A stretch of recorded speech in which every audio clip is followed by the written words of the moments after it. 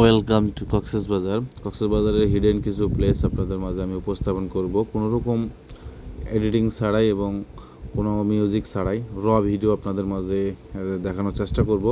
চলেন শুরু করি।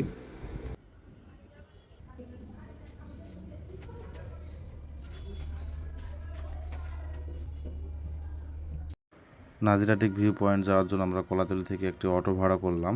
এখান থেকে অটো ভাড়া করে আমরা সেখানে যাই। দামাদারি আপনারা করে নেবেন। Nazirartek view point. হয় একদম পল্লী, জেলে পল্লী, শুটকি পল্লী।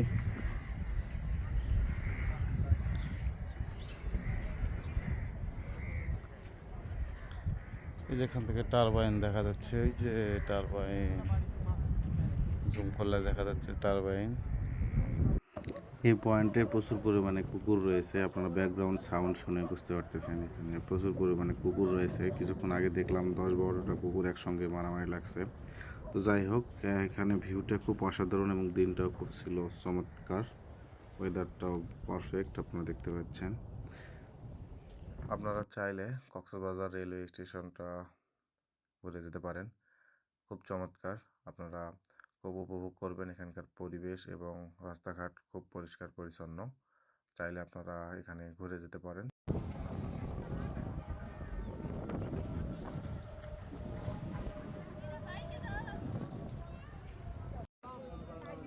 কক্সবাজারের কলাতলি থেকে শুরু করে লাবণী, সুগন্ধা এসব পয়েন্টে এই ভাইদের দেখতে পাবেন। লেজার লাইটিংয়ের মাধ্যমে আপনাদের ছবি প্রিন্ট করে দিবে। আপনারা দামাদামি করে নেবেন অবশ্যই। এক এক সময় এক এক প্রাইস তারা বলেন, তো আপনারা দামাদামি অবশ্যই করে নেবেন এবং খুব সুন্দর, চাইলে করলে করতে পারেন এখানে।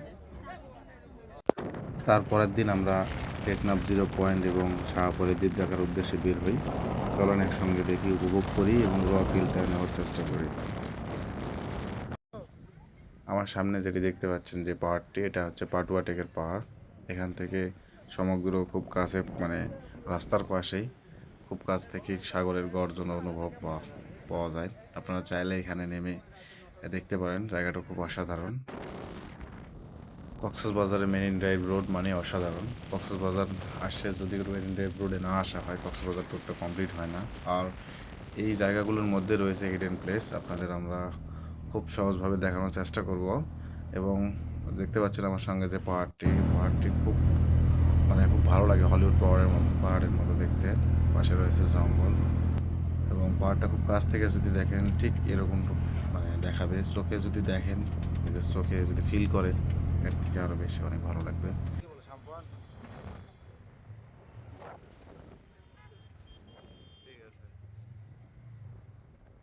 আমরা শাহপরী দ্বীপের খুব কাছেই চলে এসেছি, আর মাত্র 5 কিলো বাকি রয়েছে। শাহপরী দ্বীপ টেকনাফ থেকে আরও 7 কিলো থেকে 10 কিলোমিটার দূরে। মায়ানমার খুব কাছে, সম্মানগুলো রয়েছে। জোয়ারের সময় এগুলো হয়তো বা চলে যাবে আস্তে আস্তে সাগরের বুকে। শাহপরী দ্বীপে আপনারা এই জেডি ঘাটে 10 টাকার টিকিটের বিনিময়ে আপনারা মায়ানমার খুব কাছ থেকে দেখতে পাবেন।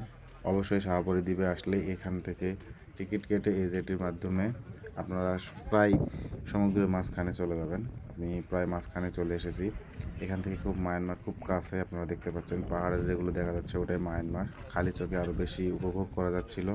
তো আমরা এখান থেকে বেশি দেরি করিনি, তারপর চলে গেলাম টেকনাফ 0 পয়েন্টে। আমরা আসার সময় এটা দেখিনি, যাওয়ার সময় আমরা এখান থেকে টেকনাফ 0 পয়েন্ট দেখে আমরা আরেকটা হিডেন প্লেসে যাওয়ার জন্য বের হলাম। তো টেকনাফ 0 পয়েন্ট এবং শাহপরের দ্বীপ এই দুটো দিকে ঘুরে আসতে আসতে প্রায় আমাদের বিকেল হয়ে যায়। তো দেখতে পাচ্ছেন বিকেলের ওয়েদার এবং মেরিন ড্রাইভ, পাশে সাগর এবং পাশে রোড, সত্যিই খুব অসাধারণ লাগতেছিল। তারপর আমরা চলে আসলাম আরেকটা হিডেন প্লেসে, যেটা হচ্ছে গর্জন বন সবাই বলে। আপনারা কক্সবাজারে যে সিএনজি রিজার্ভ করবেন শাহপরী দ্বীপ পর্যন্ত, সেই মামাকে যদি বলেন, সেই সিএনজি ওয়ালাকে, সেখান দিয়ে আপনাদের খুব সহজে ঘুরায় নিয়ে যেতে পারবে। তো আজকে রয়েছে বন্ধ, আমরা ভিতরে যাইতে পারিনি।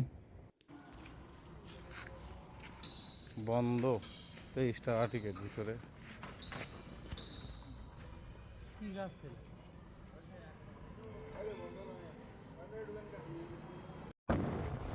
গর্জন পিকনিক স্পট। এখানে সত্যি যে গাছগুলো আপনারা দেখতে পাচ্ছেন অনেক লম্বা এবং অনেক উঁচু উঁচু এবং অনেক মোটা, এবং পড়ন্ত বিকেলের আলো যখন এই গাছগুলোর উপরে পড়তেছিল এবং ভিডিওতে দেখতে পাচ্ছেন খুব অসাধারণ একটা ভিউ আসতেছিল। এবং তার সঙ্গে বলবো এখানকার যে গাছের মনোরম পরিবেশ এবং এখানকার পরিবেশটা পুরোটাই শীতল ঠান্ডা এবং পশু পাখির ডাকে ভরপুর। খুব ভালো লাগতেছিল এই জায়গাটা। রাস্তার মাঝখানে গাছ, গাছও কত ভালোবাসে। রাস্তার মাঝখানে না কোনো পেরাইলেই নি গো। এগুলা গাছের দাম কি প্রচুর।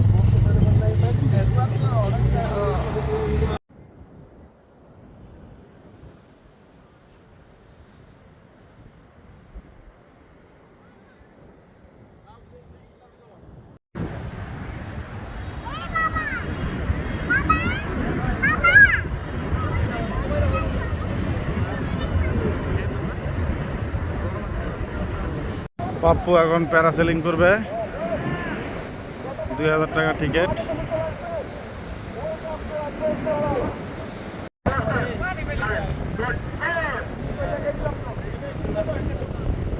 Good landing. পাপ্পু তোমার আজকে করা আর হলো না। কক্সবাজার থেকে 6 নম্বর ঘাট বললে যে কোনো রিক্সাওয়ালা বা অটোওয়ালা আপনাদের এখানে নামাই দিবে। তো আপনারা এখান থেকে মহেশখালী যাইতে পারবেন। আমাদের জনপ্রতি 110 টাকা করে লেগেছিল লোকাল যে স্পিড বোটগুলো রয়েছে।